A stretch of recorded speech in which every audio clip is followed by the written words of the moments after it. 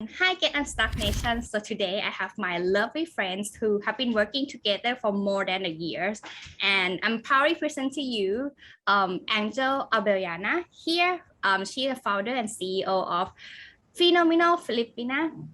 And I can tell you that she have made her business from scratch and then hit six-figure within a year, which is very amazing. And she is also a great copywriter who really writes that converts, one of the greatest copywriter that I have known.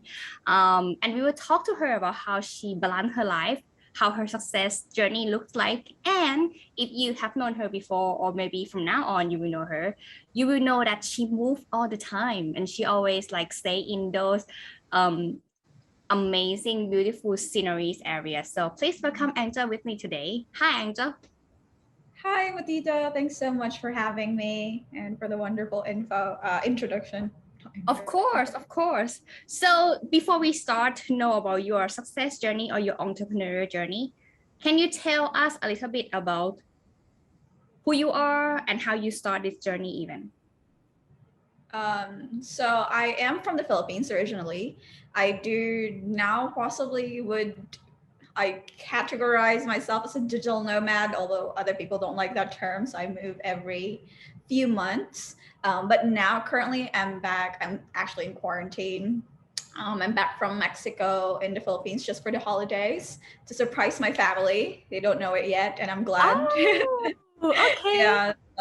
So I would be with them through Christmas and the New Year's, and then I'd fly wherever again. Not sure. Ah, awesome. And what is your study background then? I'm a licensed geodetic engineer. What is that I work. even mean? Sorry, What is that? What type of engineer? Sorry, what is that? like a geodetic. Okay. Yeah, nobody No. knows about it. Okay, cool. Yeah, it's like satellites and measurements in buildings as well. So it's very rare. Uh, Ah, yeah. So there's actually about 10,000, only 10,000 genetic engineers in the Philippines. I worked for 3 months in construction. I didn't like it. So I built my own business online. but you're not only doing this, right? I mean, you have other sides of your business as well, not only like the online business, but you also like having other types of business model that you combine together. So if you could Yeah. share with anyone who want to start the business journey, how many stream of income that you are having currently? Like there are multiple that I have known about. Yeah, so currently like really active ones like five. So it's like really small businesses because I want things to be passive and I want to only work to 2 to 4 hours a day. I don't want to work like only 4 hours a week because I get bored, but I want to have the flexibility that's just the life I want to live. Um, so there's the copywriting business, there's a social selling one. We do have the VA mentorship. I'm also trying Airbnb, so a few properties. That's also why I went back home to the Philippines, just to make sure that the Airbnb, it could start running Airbnb business. Mm. We have the visa. So we assist Filipinos to get abroad with their visas and whatever, and ticketing and bookings and stuff like that. And what else? And I really love like paper assets, so stocks, and like just paper investments. I Mm. Yeah. And I do also help run an engineering firm in the Philippines, but Oh, very. Mm. how you how do you separate your time? How do you manage your time then? But this is all of this though, you're able to work 2 to 4 hours a day.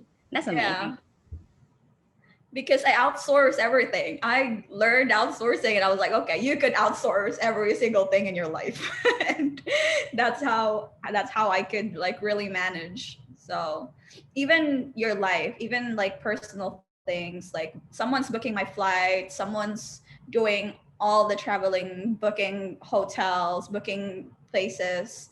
Um, So everything in my life is outsourced. So I don't have to do all those things that are not actually revenue generating. Um, so yeah, just outsource everything.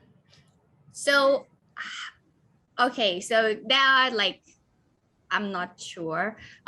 Let's say that people who feeling like, no, I don't think that person can do it for me because I can do better type of mindset. And what would you suggest that person to start outsourcing for the first thing? What that would be as a business person? Yeah, I used to think that. I used to think that I'm the best at whatever. So when I started my copywriting business, I'm the one who's really writing. And then I was like, oh, I cannot, like, no one can write better. Like, no one can write this better than me. But that's not true because that's not true. That's limiting beliefs. I always just say somebody else can do this better than me. And it's all repetitive anyway. If they do the same thing over and over and over again, then they're going to be good at it. Because now I could actually say that everyone who writes for me, so my writers in the copywriting business are better than me at writing because they do it over and over and over again. I don't write anymore from our clients. So they do that. I've trained them. It can maybe take, a month or a year, but that's the time investment that you put in the first time, and then they could do it for you. So it's a limiting belief, and it's just your ego saying you're better because there's always going to be someone who's better at doing something than you are. It's just really letting go that, like, stop being such a control freak. If anyone listening right now, Angel mentioned about to train that person to be able to do as if what you expected to do. So you mentioned that to train someone could be as little as 1 month or even took for a year or even more. How that patience that you need to have to train someone that you really want to free up the time for yourself? I do not have the patience. I hate training people. So I actually hired my current OBM right now. So she hires people for me. So she interviews and hires and does like the main. I did train my OBM for a while. And it took a lot of my time. One of my social sellers, another copywriter, I also trained them myself. But then when they're good, they could train other people to do it. So it is a time, it's an investment of your time, but you also get your time back. And patience with, like, everyone has a learning curve. It's not going to be perfect the first time. So you just need to be human enough to realize that and be patient. But again, it's really investment. So if you don't want to do this your whole life, then you can just put in what is 1 month of your time, right? To be able to not do this for the rest of your life. Yeah. And what inspired you to traveling then? I've always liked traveling, but I came from a country which is so it's even worse than Thailand passport. I think your passport is even better than Filipino passport. Oh no, I think we are equally. Don't think about that. I feel yeah. But I guess there are a lot of countries. Yeah. So I need visa all the time. I need all those things. And because, like, in the Philippines, the rates, it's like 300 USD is our average monthly income. Even as an engineer, I was like having 300 USD per month. It's not feasible. It's not possible to travel abroad. Or if we can, it's like just neighboring countries like Thailand or, like, and it's like promotions for like the airlines and stuff. But I've always known how to write. So I just write for scholarships abroad. I've been in 10 countries completely for free because of scholarships. So I would just write in different programs. It's just about really writing. And then I've loved traveling. I love knowing different cultures. So I said, like, I can't be an engineer because it can't afford the lifestyle that I want to live. So, and I've seen people, and when you expose yourself to different clients, I guess, like, you actually placed me in one of, like, the clients that I have now, and she's super great. So once you see all these people doing amazing things, it also, like, opens up your mind to what's possible. So it's really exposure from a young age. Yeah, I agree. And the more you travel, I think I found myself more from the different perspective of my life. Do you think so? Like, yeah. like I get to learn other people and reflect on what do I really want to do, right? To find joy in my life in that sense. This episode is sponsored by Mutita Clothing, like what I'm wearing right here. So if you are a petty sized lady who are looking for high quality apparels as well as a neat cutting and premium pattern, check it out at mutitaclothing.com so that you can be simply elegant by no time. Let's get back to the episode. Yeah. And also when you see other people doing things that you don't even know existed before, you know, or like making money that you don't even know like existed in your country, like that's like crazy amounts of money. So but if you don't normalize that, you don't meet other people, you don't go out, you don't, you know, or like not even just like traveling but like opening your mind to all of these opportunities, then it's gonna stay stagnant. So that's why I like traveling. I could meet a lot of people. What about the service provider wise? Do you think it's different working with local Filipinos firms versus international clients? What do you mean? So like when you provide these copywriting service or social seller service to local like internal, Filipino. yeah, in uh, Philippines, or for international clients, I know that you have clients from many continents like Australia or the US itself. So are these different in your opinion?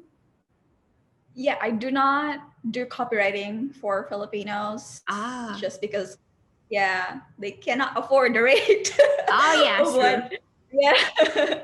So no, I do not offer those kind of services for Filipinos. Yeah. Oh, okay. Because I read here and then you say that, oh, you doing the marketing for local and international. So that's why I was curious that Oh do yeah. you provide this service So as well? sometimes, so I do marketing. Yeah, but it's like a much lower rate. It's more like to help businesses in the Philippines more than to get business from them. But it's, Ah, you know, it's something that I want to do. It's something I want to like expose a lot of Filipinos to businesses and to online work. That's why I have the VA mentorship program right now. It's not like, if like in a bigger sense, it's not the most profitable thing I could do, but I want to do it because it impacts a lot of Filipinos. They could get jobs, they could see so many opportunities that are not available for them. So we have VAs that, you know, couldn't find work in the Philippines, or VAs who just don't want to work during COVID in their offices, and now they're working online. So I feel it's more impact more than income on that sense. mm. Do you think what would be the problem of like as an expat hiring Filipinos? Like what would be the misconception of people hiring a VA from the Philippines? The rate, I would be my first ideal.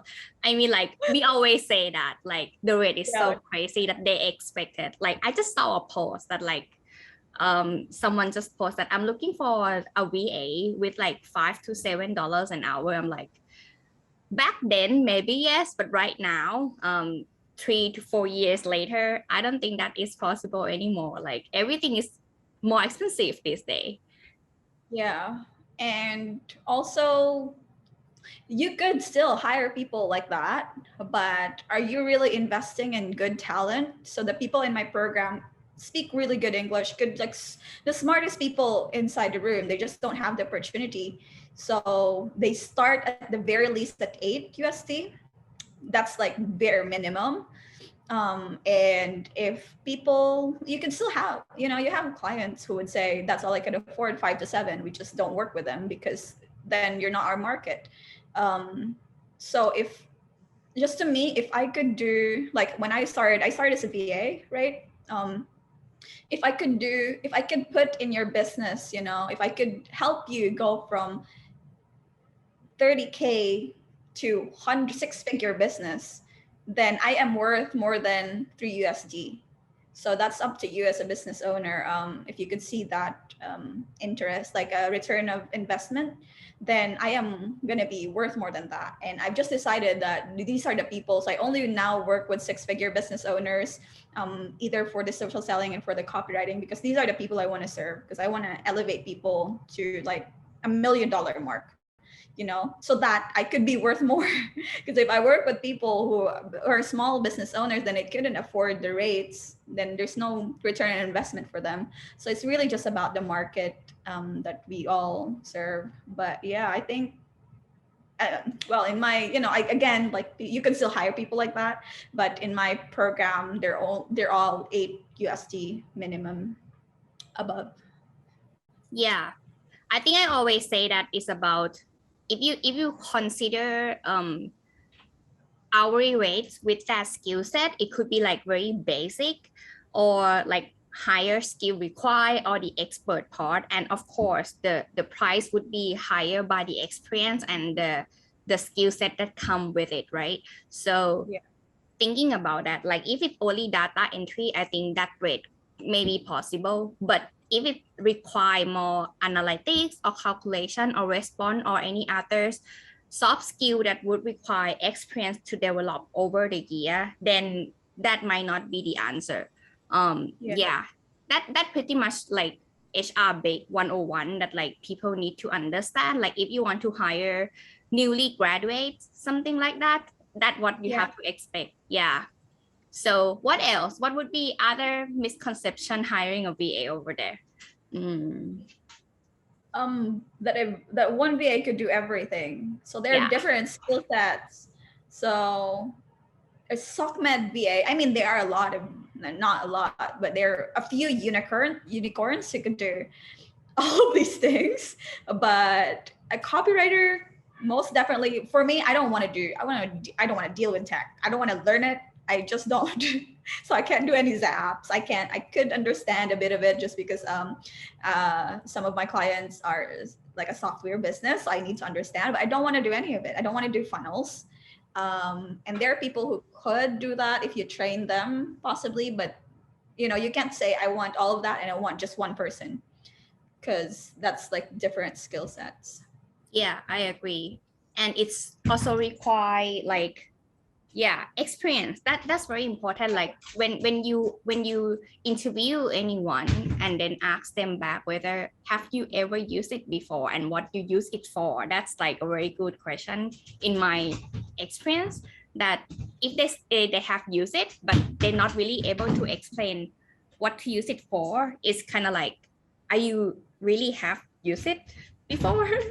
And this is what you require us to pay you? Like it's vice versa, right? Hiring process are like both sides thing. You yourself as the business owner and also provide a service from others, how do you shift this gear like between providing to the clients and managing your business? Yeah. So most of, if not all of the other businesses are, as I told you, passive. I don't do anything in there except like maybe post on social media once in a while. So I also didn't want to be the business owner that needs to be in all the ads. I need to post a lot. So it's not all, most of it are service based, because I don't want to go into coaching. That's not what I want to do. So it's all, you are getting service from us. So that's more or less, the VAs doing it. Even the visa company that we have, it's VAs doing it. So now I have the time to actually say, hey, I want 2 to 3 clients only. I only deal with now 2 to 3 high ticket clients, and that they all I serve, and the others are managed by really good OBM. A really good OBM could also change your life, because like But she manages everything. but when you should get the first OBM, that's the point. When? Yeah, I do not know, Maybe because because yours has been, how to say that, with me developed forever. along the way with you, right? Yeah, a long way. And she started as like a VA, and then she started, and then I just like took her forever, and then now she manages most of my business. Uh-huh. But she's really good at that. So I'm not sure when to do your first OBM. Yeah, sometimes it's involved luck somehow, who you Yeah. find. Yeah, I understand that.